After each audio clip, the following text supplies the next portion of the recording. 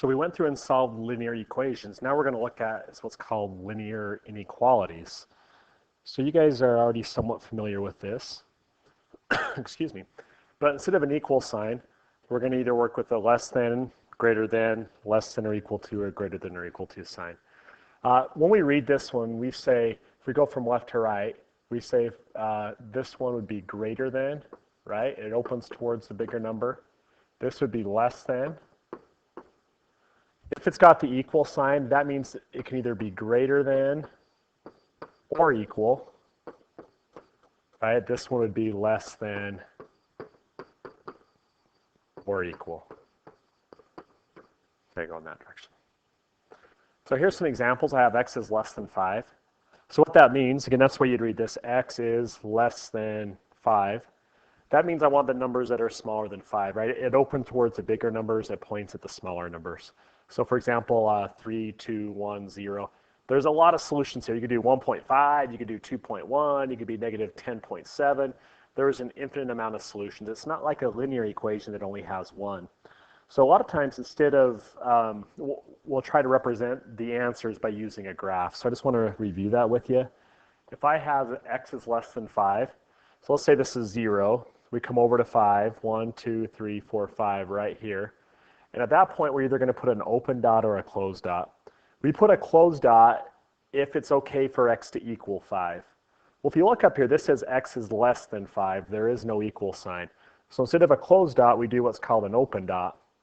And the reason why we do that is we can't just say negative 4, you know, everything less than 4, because it could be 4.5. We can't say everything less than 4.5 because it could be 4.8 or 4.9 or 4.99999. So the way we show that it includes all the numbers, no matter how close you get, all the numbers up until 5 is we do that open dot, right? And then all my answers are this way, so we draw an arrow and shade it that direction. That's how you'd write that answer. I'm going to change this next one. I'm going to say b is greater than or equal to 2. So if I add that equal sign, I come to 2, right? There's 0, 2 is right here. Because there's an equal sign, now it's okay for, I'm just going to erase this previous problem. So now it's okay for b to equal 2. So instead of an open dot, we put a closed dot, and greater than means it's going to be opening that direction. So that's how we'd represent that solution graphically. So really quick, open dot, or sorry, less than or greater than. If there's no equal sign, we do an open dot. If it does have an equal sign, could be greater than or less than, but it has the equal sign, we do a closed dot on that one. Let's take these and translate them into words. That first one says y is greater than negative 2. So we go y greater than, so it's opening towards the y negative 2. That's that phrase translated into an inequality. This one says b is less than or equal to 5. So I have b and 5. We want b to be less than, so it's opening towards the 5. It's pointing towards the b. It does have the or equal to part, so it's okay for it to equal 5, so we put an equal sign right there. What we're going to be doing is taking linear inequalities and solving them. So number one, we have to get r by itself, just like we did when we solved equations, but then we're also going to graph our answer. So let's take this one and work through it. So I'm going to, same strategies we've used before. I want to get r by itself. So I have to get rid of the 9, and we're going to get rid of that negative also. So we always add or subtract first. So I'm going to minus 9. So 4 minus 9 is negative 5. Is greater than or equal to negative, I'm going to make that negative 1r. Okay, to get rid of the negative 1, it's negative 1 times r, so I have to divide by negative 1.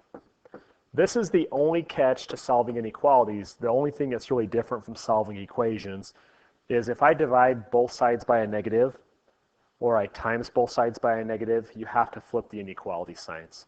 Go ahead and make a note of that on your notes. Just put a little star up there. So if you multiply or divide both sides by a negative,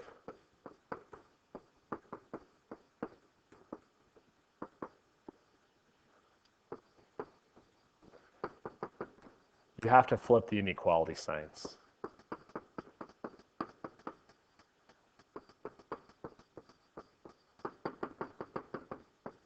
Okay, so make sure you add that to your notes. So over here, I just divided both sides by a negative 1. Okay, so now I have negative 5 divided by negative 1 is 5. It was greater than, but what I did, right, what we just said there is you have to flip that inequality sign. So it's less than or equal to, and this would just be r over here. When you write your final answer, we normally put the variable first. So if I put the variable first, I would say r and 5, and just make sure it opens towards the same thing, right? It's opening towards the r, so it still has to open towards the r. So that's how I write my final answer. And then it's going to ask you to graph it also. So if I, here's 0, I'm going to go to 1, 2, 3, 4, 5. Because there's an equal sign, I do a closed dot. And then I have to decide if my numbers are to the right or to the left. Well, it's r is greater than. We want the bigger numbers in. We want r has to be everything bigger than 5, so it's going to be going to the right. Okay, so my graph would look something like that. We're going to skip past that one and that one. Let's go all the way to this one. So if you'll find this one right here, I have 1 plus m over 3 is greater than or equal to 5. Okay, I'm trying to get m by itself. I need to get rid of the 1 and the 3. So I can subtract the 1. It's a separate term. And I need to times by 3. So first we add or subtract. So I'm going to minus 1 from both sides. Now I would have, right, 1 minus 1 is 0. So I have m over 3 is greater than or equal to 5 minus 1 is 4. Okay, my next step is I'm going to take this, it's m divided by 3, I'm going to times by 3. 3 divided by 3 is 1. So we get, I'm going to put it up here, we get m is greater than or equal to 4 times 3 is 12. Okay, so we've solved the inequality. We've got the m by itself. I want you to notice something too. Right here, I times both sides by a number, but it was not a negative number. That's why I did not flip the inequality sign. So since it was a positive 3, you don't have to flip. It's only when you times or divide by a negative, both sides by a negative. Okay, when you go to graph these, I'm fine if you just start right there. I'm going to call that point 12. You don't have to go from 0 and count all the way up. Okay, because there's an equal sign, it's a closed dot. That means 12 is part of the answer. And we want the numbers, right? M represents our answer. We want m to be bigger than 12. So we want all the answers bigger than 12. That means my graph's opening to the right. Okay, going that direction right there. Let's give this one a try. So I have negative 1 plus k over 4 is greater than or equal to negative 4. This one's a little tricky. Normally we add or subtract first, but in this one I can't get rid of the minus 1 because it's trapped on top of that fraction until I get rid of the 4. So we're actually going to take this equation, we're going to multiply both sides by 4. So multiply the left side by 4 and multiply the right side by 4. So over here, those 4's just cancel out. So I have negative 1 plus k, the 4 is gone, is greater than or equal to negative 4 times 4, which is 16. Now be careful. I did multiply 4 by negative 4, but what I multiplied both sides by was a positive 4. So again, I don't have to flip the inequality signs. Add the 1 over. Now k is by itself. K is greater than or equal to 17. Go to 17. I'm going to say that's 17 right there. It's got an equal sign, so close dot. K is greater than 17. I want all the numbers bigger than 17. So it's open to the right, go in that direction. These can get tricky. You can get variables on both sides just like before. Let's try one that has a variable on both sides. Let's do this one right here. So I have 6 times 4x minus 2 minus 5 is greater than 5x plus 2. We do these just like you did when you solved the equations. So what I mean by that is you first start by simplifying both sides. So let's simplify both sides. If I start over here, 6 times 4x is 24x. 6 times a minus 2 minus 5 is greater than 5x plus 2. Keep going. I've got like terms over here, right? So 24x minus 12 minus 5 is minus 17. And now this is our next step, right? Once I've simplified both sides, if I do have an x on both sides, I need to eliminate one of them. So I need to get rid of the 24x or the 5x. I'm going to subtract the 5x just to eliminate that 5x. So 5x minus 5x is 0. 24 minus 5 is 19x. Minus 17 is greater than 2. I'm going to keep going up over here. I'm going to add 17. So I end up with 19x is greater than, right? The 17's go away. That's 0. 19. Divide by 19.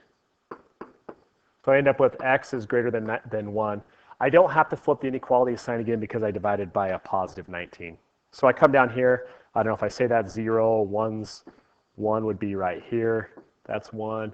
X is greater than. Now this one does not have an equal sign, so I'm going to do an open dot. And I want all the numbers that are greater than 1. Those are 2, 3. It's going to the right. So that's what my solution looks like when I graph it. Let me show you this one. Yeah, this one is a special case. So let's go ahead, same thing. I want to take the equation, I want to simplify it as much as I can. So I'm going to distribute through it to 3x minus 15 minus x is less than 2x plus 5. Keep simplifying. The 3x and the minus 1x are like terms. 3x minus 1x is 2x.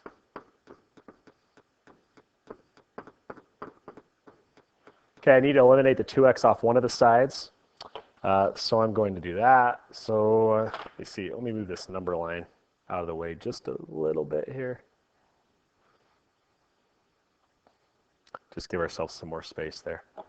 All right, so I'm going to eliminate the 2x off one of the sides. So I'm going to minus 2x from here. Well, that means I have to minus 2x from this side. 2x minus 2x is 0. 2x minus 2x is 0. And I'm left with this answer.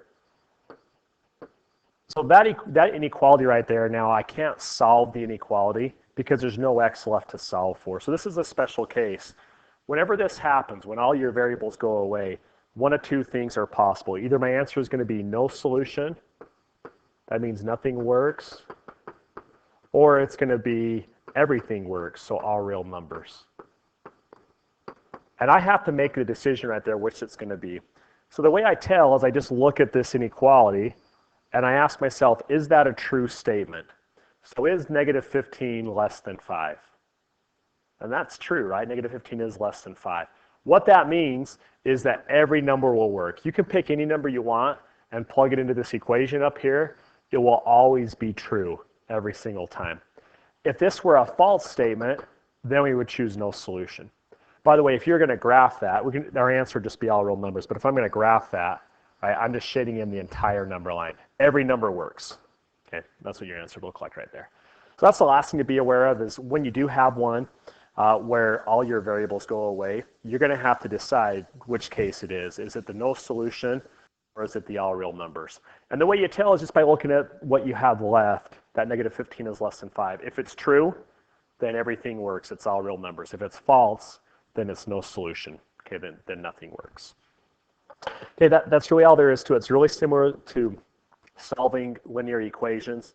Your only difference is really make sure if you divide both sides by a negative or you multiply both sides by a negative, you have to change the inequality sign. You have to flip the directions whenever that happens.